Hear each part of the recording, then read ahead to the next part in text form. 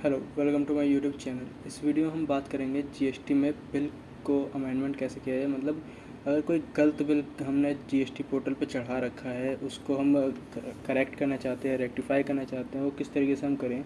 या हम अगर जीएसटी के बिल को कैंसिल करना चाहते हो तो उसके लिए प्रोसेस क्या है।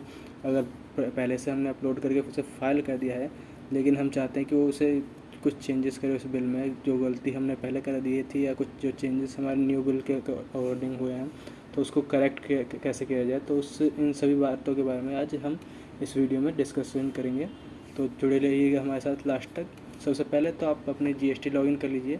उसके बाद फाइनेंशियल ईयर, क्वार्टर और पीरियड, वो पीरियड सेलेक्ट कर लीजिए जिस पीरियड में आपको करंट में आपको अमेंडमेंट करनी है।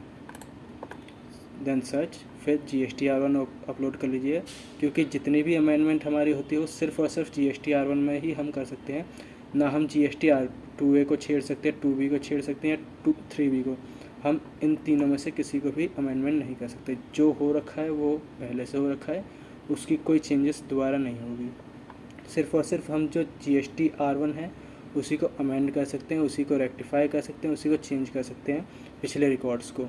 लेकिन और किसी को नहीं कर सकते, ना 2A, ना 2B, ना 3B। तो हम सबसे पहले R1 को करते हैं। R1 पे क्लिक कर दिया। उसके बाद आपको यहाँ पे दिख रहा होगा ऐड रिकॉर्ड्स डिटेल्स। इस डिटेल्स के बारे में, इस पार्ट के बारे में मैंने पहले भी एक वीडियो बना रखी है। अगर आपने वो वीडियो नहीं देखी तो आप लिंक इस वीडियो के डिस्क्रिप्शन बॉक्स में जाके आपको उस लिंक पे जाके क्लिक करके आप वो वीडियो पूरी तरह से देख सकते हैं कि किस तरीके से कौन सा बिल किस में डाला जाता है, किस तरीके से प्रोसेस होता है। सारा का सारा मैंने इसमें अपलोड कर रखा है, तो उसमें आपको काफ़ी अच्छे से पूरी डिटेल समझ में आ जाएगी कि क्या होता है, किस तरीके से हमें बिल अपलोड करना है GST-R1 में। अब हम बात करें अमेंडमेंट रिकॉर्ड डिटेल्स की, तो इस पर हमें अभी कुछ दिखाई नहीं दे रहा नीचे में शो करने पे। लेकिन जैसे ही हम यहाँ पे राइट हैंड पे क्लिक करते हैं या किसी भी तरफ क्लिक करते हैं, तो इसमें हमें कुछ कॉलम्स बन के आते हैं, जैसे amendment, B2B invoice, B2C, large export, credited, unregistered. बाकी इस तरीके से अमेंडमेंट के हमारे पास काफ़ी ऑप्शंस होते हैं। जो हमने पहले R1 बिल चढ़ा रखे हैं, जो हमें नॉर्मल बिल चढ़ते हैं मंथ वाइज या क्वार्टर वाइज, उसकी अमेंडमेंट करने के लिए हमारे पास और भी ऑप्शंस आ रखे हैं उन्हीं तरीके से। जैसे B2B के लिए अमेंडमेंट B2B आ गया, 5A के लिए 9A आ गया, 6A के लिए 9A आ गया, 7 के लिए 10 आ गया, 9B के लिए 9C आ गया, 9B के लिए यहाँ पे 9C आ गया। इस तरीके से आप देख सकते हो कि हर किसी के लिए अलग अलग कॉलम बन रखा है। जैसे एडवांस रिसीव्ड है टैक्स लायबिलिटी, तो यहाँ पे भी आ गया अमेंडमेंट का ऑप्शन, एडजस्टमेंट का भी ऑप्शन आ गया। तो इस तरीके से आप कर सकते हो। सबसे पहले हम B2B के बारे में बात करेंगे। 9A पे जैसे ही हम आप क्लिक करते हैं तो आपको कुछ इस तरीके से पोर्टल ओपन हो जाता है, इंटरफेस हो जाता है। इससे पहले आप फाइनेंशियल ईयर सेलेक्ट कर लीजिए, दैन उसके बाद इन्वॉइस वही आपके आएंगे जो आपका लास्ट ईयर का रहेगा। सपोज़ अगर आप इस ईयर में अमेंडमेंट कर रहे हैं और आप चाहते हैं कि मेरी 2 साल बैक की जो इन्वॉइस है उसे चेंज करना चाहो, तो वो आप इन्वॉइस चेंज नहीं कर सकते हो। यहाँ होता क्या है कि अगर आपका जो जैसे करंट फाइनेंशियल ईयर चल रहा है, तो वो सिर्फ सितंबर तक उसी रिकॉर्ड्स को उठाएगा जो आपके लास्ट फाइनेंशियल ईयर, मतलब अप्रैल 2022 से सितंबर 2023 तक के जितने भी रिकॉर्ड होंगे आपके, वही अमेंडमेंट कर सकता है। 1.5 साल का प्रोसेस है करीब, तो 1.5 साल में जितने भी आपके इन्वॉइस होंगे उन्हीं को अमेंड कर सकता है, उसके अलावा नहीं कर सकता। अगर आप चाहोगे कि मार्च 2022 का बिल कोई अमेंडमेंट करना है, आपको वो अमेंड करना चाहते हो, तो वो बिल आपको अमेंडमेंट यहाँ पे नहीं होंगे। सिर्फ और सिर्फ अप्रैल 2022 से सितंबर 2023 तक के जितने भी बिल हैं वो आप अमेंडमेंट कर सकते हो। अगर आपका सितंबर अभी नहीं आया, तो जितने भी आपके, जैसे अगस्त चल रहा है, तो अगस्त से पहले के जितने भी आपके जुलाई के या जून के बिल होंगे अप्रैल 2022 से अब तक के, वो आप अमेंडमेंट ईज़िली कर सकते हो। तो सबसे पहले हम सेलेक्ट कर लेते हैं। पहले फाइनेंशियल ईयर सेलेक्ट कर लीजिए। सपोज़ मैंने फाइनेंशियल ईयर सेलेक्ट कर लिया 2022 से 23, और बिल नंबर सेलेक्ट कर लिया 8/2022। ये बिल नंबर इनवॉइस में नंबर मैंने डाल दिया जो मुझे अमेंडमेंट करना है। देन अमेंड रिकॉर्ड, ये जो भी मैंने डिटेल पहले डाली थी जब मैंने रिटर्न फाइल किया था इस बिल का मई 2022 में, उस डिटेल पे जो मैंने डिटेल्स डाली थी वो सारी की सारी यहाँ पे आपको मिल जाएगी। जो GST नंबर था, रेसिपेंट नेम था, इनवॉइस नंबर था, बिल नंबर था, अमाउंट कितना था, पीओएस कौन सा था, परसेंटेज कितने टैक्सेबल था, कितना टैक्स था, वो सारी डिटेल मिल गई है। अब करना क्या है हमें, अगर आप चाहते हो कि आपको गलती से लगता है कि आपका जो पार्टी थी वो कोई और पार्टी यहाँ पे चढ़ गई है, आप चाहते हो कि उसे चेंज करना, तो यहाँ पे आप जीएसटी नंबर को हटा के दोबारा से दूसरा जीएसटी नंबर डाल सकते हो आपकी चॉइस के अकॉर्डिंग। लेकिन अगर आपको लगता है कि आपके जीएसटी नंबर का ये सही है, रजिस्ट्रेशन जीएसटी नंबर सही है पार्टी का, पार्टी भी बिल्कुल सही है, तो ठीक है, वेल एंड गुड।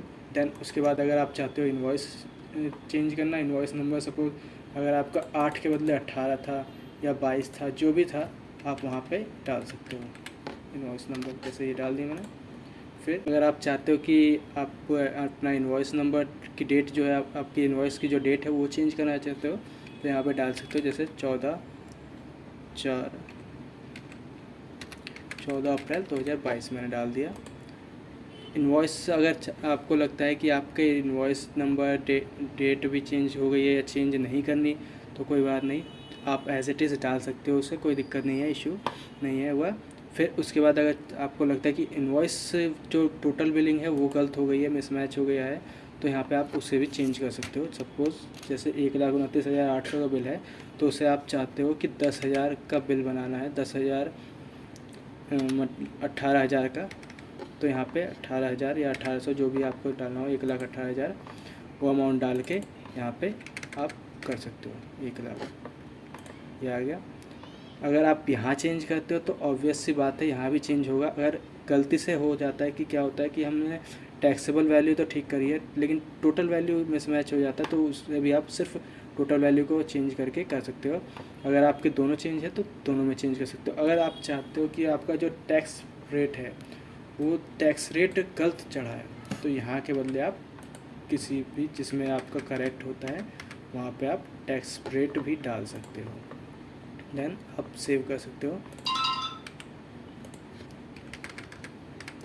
जैसे मैंने चेंज करके यहाँ डाल दिया। या आपको चाहते हो कि चेंज करना है पूरा का पूरा, तो ये चेंज कर सकते हो, जैसे मैंने यहाँ कर दिया 1,00,000 और इसको इनवॉइस वैल्यू कर दी मैंने 1,05,000, ठीक है।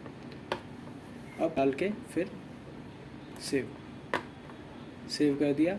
यहाँ पे आपको दिख रहा होगा प्रोसेस रिकॉर्ड्स, रिवाइज डेट आ गई, रिवाइज इनवॉइस नंबर आ गया, रिवाइज डेट आ गई, जितना रिवाइज हमने इनवॉइस करा था एक्चुअल बना दिया उसे, उसके अकॉर्डिंग आ गया tax total value, taxable, tax amount. अब जो पार्टी है, सामने वाली पार्टी है, जो जब भी अपना ये इनवॉइस चेक करना चाहेगी अप्रैल के बिल का, तो उसे यही डिटेल शो होगी, पहले वाली डिटेल शो नहीं होगी। पहले वाले रिकॉर्ड पूरी तरह से उसका क्लीन अप हो चुका होगा उसके पोर्टल पे, लेकिन हम देखेंगे तो हमारी रिटर्न जो हमने मई में फ़ाइल करी थी वो मई में हमें यही जो पहले थी वो ही दिखेगी। लेकिन जब हम जुलाई के मंथ में जुलाई 2023 में चेक करेंगे तो हमें ये रिकॉर्ड दिखेगा अमेंडमेंट रिकॉर्ड में, अमेंडमेंट इनवॉइस में, ठीक है। अब क्या होता है कि कुछ पर्सन होते हैं कि जैसे हमने बिल काट दिया, पहले काट दिया था, लेकिन अब वो चाहते हैं कि हमारा इनवॉइस जो है पूरा का पूरा कैंसिल करना चाहते हैं। पहले सपोज़ करो यही बिल, हम इसी बिल का एग्जांपल ले लेते हैं, जैसे बिल नंबर 8 था हमारा मई का, उस बिल को हमने काट दिया, लेकिन क्या हुआ किसी वजह से, जैसे सपोज़ करो कि कोई पार्टी हमें पेमेंट नहीं करती तो हम बिल काट देते हैं, बिल कैंसिल कर देते हैं, या किसी वजह से जैसे गाड़ी वाड़ी पंचर होने की वजह से बिल कैंसिल हो गया, या किसी भी रीज़न, कोई भी रीज़न हो उसकी वजह से आपका बिल जो है कैंसिल हो गया। अब चाहते हो कि अब आपका जो है इनवॉइस वो कैंसिल करना है, आपको इनवॉइस फाइल करने के बाद भी इनवॉइस आपको कैंसिल करना है। तो दिक्कत इसमें ये होती है कि आपका इनवॉइस जो है जीएसटी में कभी कैंसिल नहीं होता जी। अगर आप चाहते हो कि आपका इनवॉइस कैंसिल हो तो वो कभी नहीं होगा।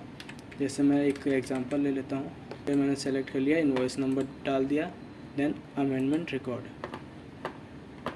ये आ गया। अब मैं चाहता हूँ इस पार्टी का बिल कैंसिल करना चाहता हूँ, तो मैंने यहाँ पे डेट डाल दी सेम, डेट इनवॉइस नंबर सब सेम डाल दिया, क्योंकि यहाँ पे मैंडेटरी है तो मुझे ये सब डालना पड़ेगा।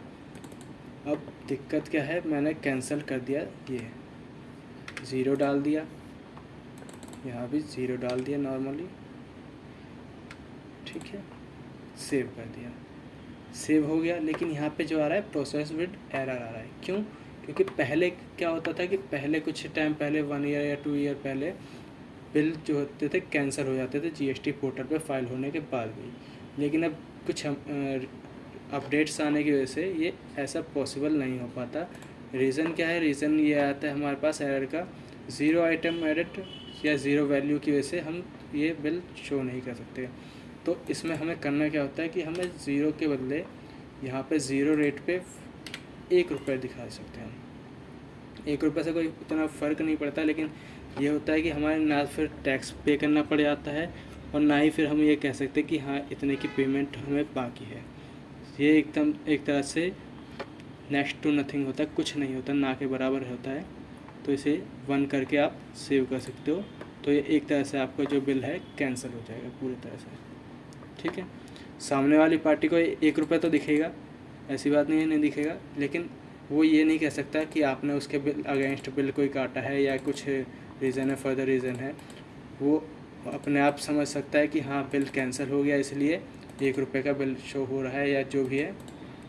लेकिन अब उसे जो टैक्स की पेमेंट मिल रही होगी, इनपुट मिल रहा होगा, वो अवेलेबल अब नहीं होगा, ना ही आपको इस टैक्स पे आपकी पेमेंट आपको करनी होगी। ये जो आपने पहले पेमेंट कर रखी थी टैक्स की, वो आपको रिफ़ंड मिल जाएगी इस रिटर्न को फाइल करने के बाद, ठीक है। आपके क्रेडिट लेजर में इंक्रीज़ हो जाएगा उतना अमाउंट। तो इस तरीके से आप अपना इनवॉइस नंबर को अमेंडमेंट कर सकते हो, कैंसिल कर सकते हो। लेकिन रजिस्टर्ड पर्सन पे अब हम बात करते हैं अनरजिस्टर्ड पर्सन की। लेकिन उससे पहले कुछ एक और इफ़ेक्ट इसमें देख लेते हैं हम। तो पहले बैक कर देते हैं, ये कैंसिल वाला बिल मैं यहाँ से डिलीट कर देता हूँ, कैंसिल, रिफ्रेश, देन बैक। यहाँ पे आप देख सकते हो कि यहाँ पे जो है हमारा B2B में एक बिल चढ़ चुका है, रिकॉर्ड 1 हो गया है। फिर मैं कुछ और दिखाना चाहता हूँ आपको कि क्या इम्पैक्ट पड़ता है इसका। Generate summary, refresh, process to file. जो भी हमने अमेंडमेंट करी है वो हमारा 9A कॉलम में आ जाएगा, अमेंडमेंट टैक्सेबल वैल्यू में। अमेंडमेंट अमाउंट क्या हुआ है?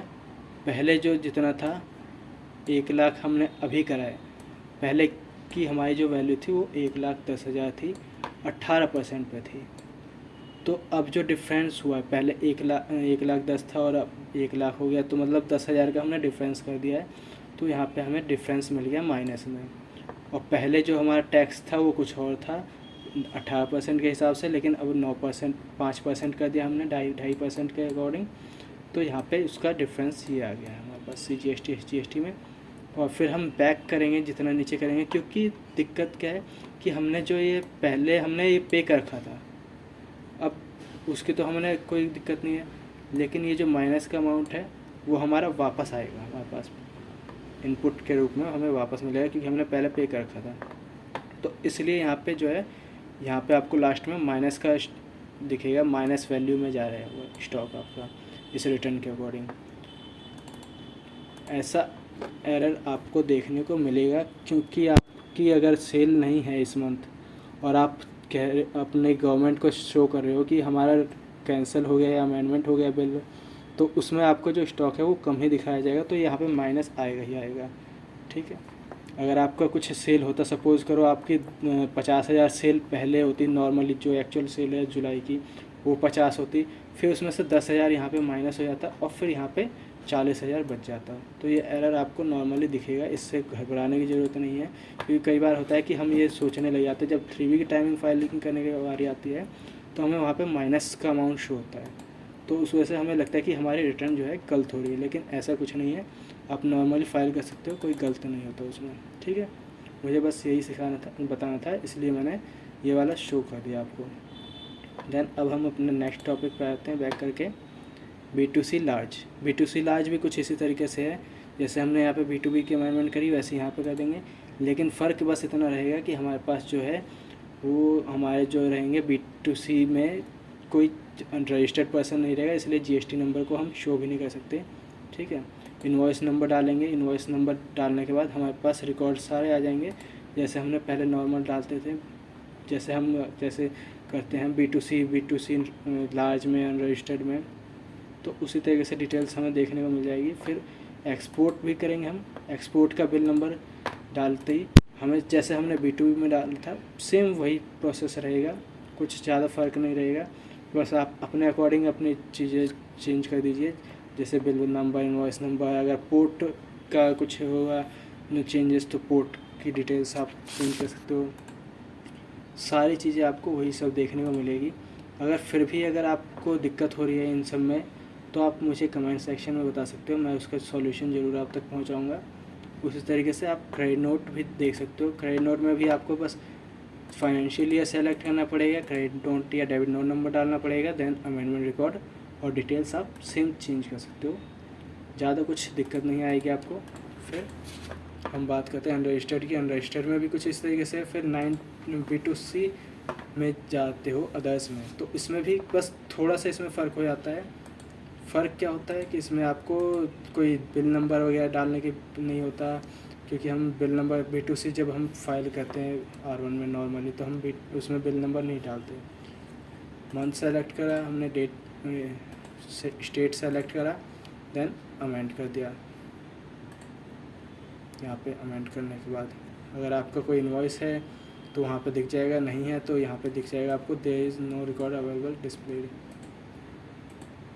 नेक्स्ट मंथ कर देते हैं। अगर कुछ रिकॉर्ड रहेगा तो आपको ज़रूर शो होगा, लेकिन अगर जैसे मेरे पास कोई रिकॉर्ड नहीं है कैश के बिलों का, इसलिए यहाँ शो नहीं हो रहा, तो उतना कुछ दिक्कत नहीं आएगी। आपको सेम इसी तरीके का मिलेगा। जैसे ही आप करोगे तो वहाँ पे फ़र्क बस ये रह जाएगा, जैसे यहाँ पे हम आपको POS दिखाते हैं, POS में आप स्टेट सेलेक्ट कर लेते हो तो वहाँ पे आपको एक ऑप्शन मिल जाएगा अमेंडमेंट के लिए कि हाँ ये इनवॉइस जो है इस स्टेट के बदले दूसरे स्टेट में, जैसे अभी चंडीगढ़ शो हो रहा है तो उसके बदले आप गुजरात या दिल्ली जहाँ भी करना चाहो वहाँ कर सकते हो। टैक्सेबल वैल्यू भी चेंज कर सकते हो आप।